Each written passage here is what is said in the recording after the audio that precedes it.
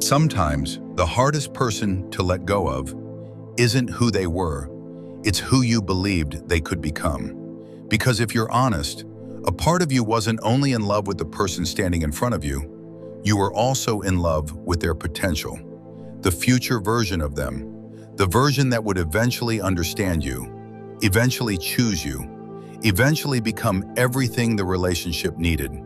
And for a while, that hope feels like love. In fact, it often feels deeper than love, because hope allows you to overlook things, to be patient, to give chances, to wait longer than you should. You tell yourself, maybe they just need more time. Maybe they're still figuring things out. Maybe they're scared. Maybe they're not ready yet. Maybe one day everything will finally click into place. And because you care about them, those explanations feel reasonable. But maybe the most painful part is that they weren't the only one changing.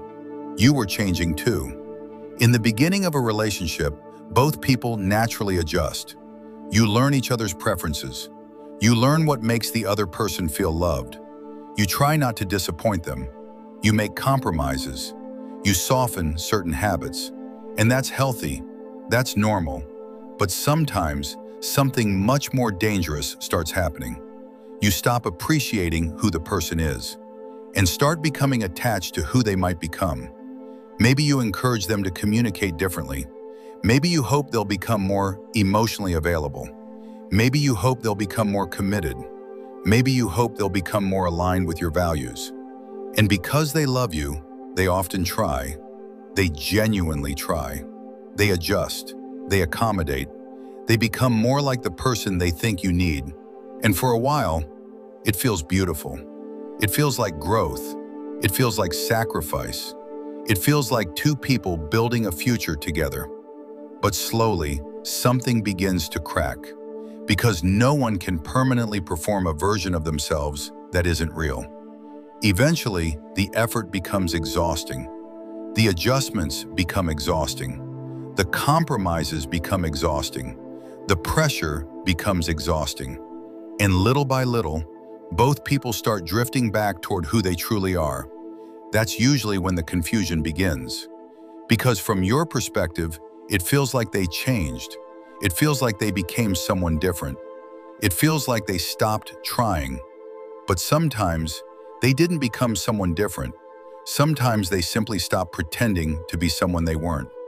And that's a difficult truth to sit with, because it forces you to ask a painful question. Did I love who they were, or did I love who I hoped they would become? Most people never ask themselves that, because the answer can be uncomfortable, especially when you realize how much of the relationship was built on potential, not reality. Potential is powerful.